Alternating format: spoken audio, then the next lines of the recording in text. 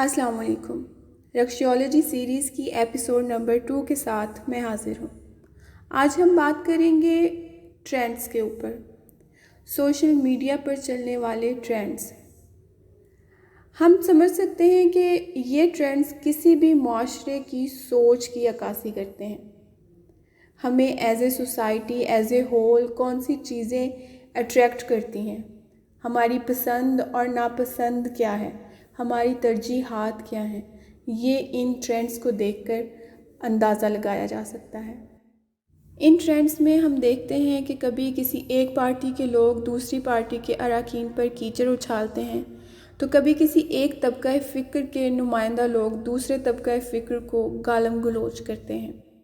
کبھی کسی media personality کے خلاف یا حق میں ٹرینڈ چلایا جاتا ہے، تو کبھی کسی تفرقہ بازی کی مشق ان ٹرینڈز پر ہوتی ہوئی نظر آتی ہے۔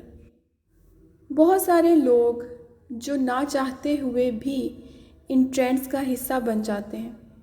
آج میں ان سے مخاطب ہوں۔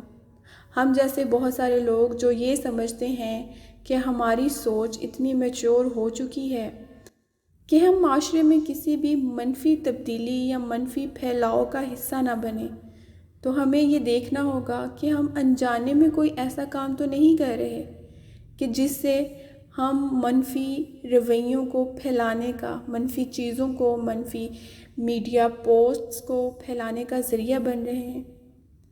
ہم یہ تو سمجھتے ہیں اور ہم یہ پوری گواہی کے ساتھ، پوری گارنٹی اور ضمانت کے ساتھ کہہ سکتے ہیں کہ ہم نے کبھی اپنے ہاتھ سے کوئی بھی منفی پوسٹ نہیں کی، لیکن کیا ہم یہ بھی کہہ سکتے ہیں کہ ہم نے کبھی کوئی ایسی چیز، ایسی غیر اخلاقی چیز آگے بھی نہیں بڑھائی؟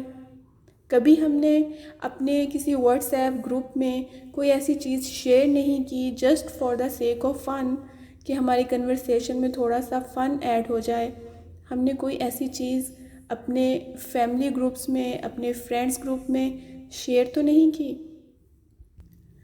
کیا ہم نے کبھی اپنے Facebook account, Twitter account, Instagram account پر کوئی ایسی چیز ری پوسٹ، ری شیئر یا ری ٹویٹ یا کوٹ تو نہیں کی جو کہ اخلاق سے گری ہوئی تھی؟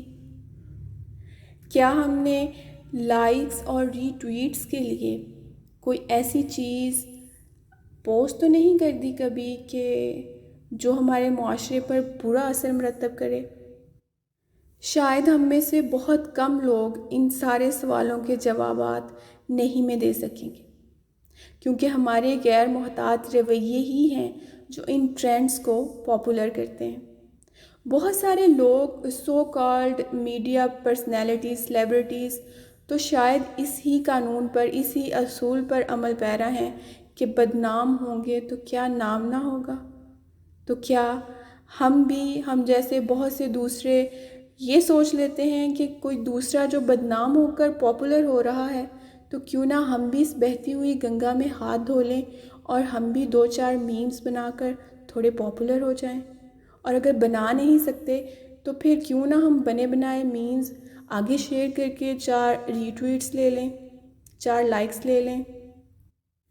اور یوٹیوب کانٹینٹ میکرز کی اگر بات کریں تو they are all working on all is fair in love and YouTube content making. They can do each and everything to get popularity.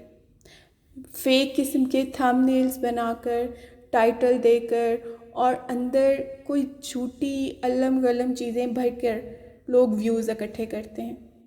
Views کی بھوکی یہ دنیا نہیں سمجھتی کہ اگلے جہاں میں جا کر ہمیں اپنے سارے اعمال کے لیے جواب دہ ہونا پڑے گا، اور یہ سب سے بڑی حقیقت ہے جو کبھی ٹلے گی نہیں۔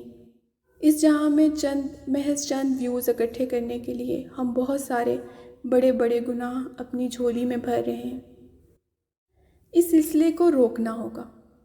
ہم اپنی سوسائٹی کا نیگیٹو امیج پوری دنیا کے سامنے کب تک لاتے رہیں گے؟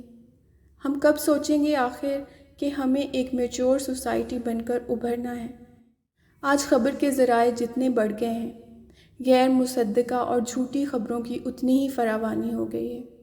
لوگ نہیں دیکھتے، نہیں تصدیق کرتے اور چیزوں کو آگے فارورڈ کر دیتے ہیں۔ ہمیں سوچنا ہوگا، یہ بات ہمیں اپنے ذہنوں میں بٹھانی ہوگی کہ ہم اپنے ہاتھ سے کبھی کوئی ایسی غلط چیز آگے فارورڈ نہ کریں۔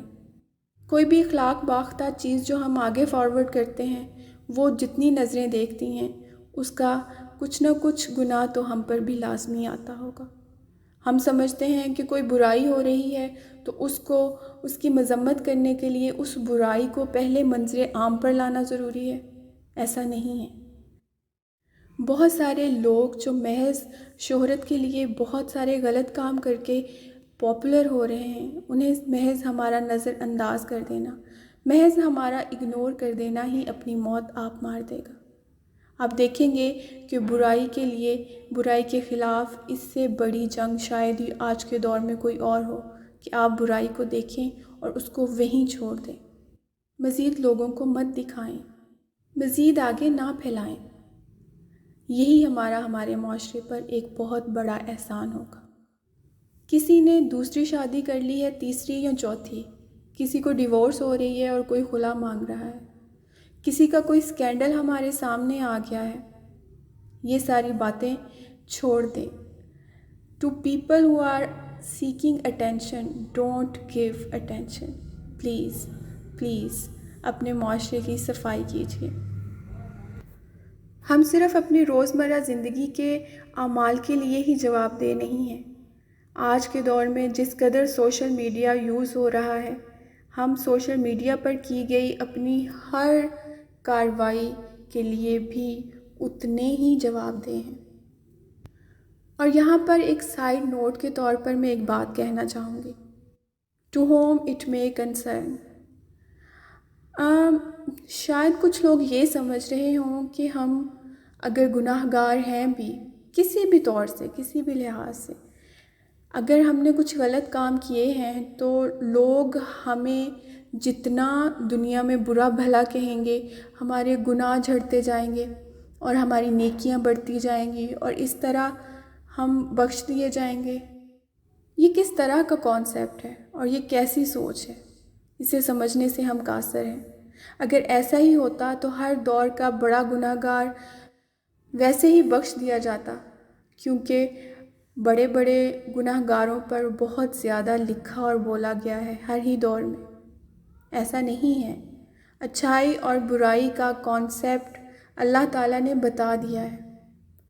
اللہ کے رسول صلی اللہ علیہ وآلہ وسلم نے ہمیں ہر چیز کھول کر بیان کر دی ہے۔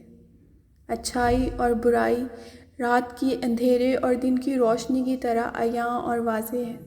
اللہ تعالیٰ ہمیں توفیق دے کہ ہم اگر کوئی اچھا کام اپنے معاشرے کے لیے، اپنے دین کے لیے، اپنے لوگوں کے لیے نہیں کر پا رہے تو کم از کم ہم کوئی برائی پھیلانے کا ذریعہ بھی نہ بنیں۔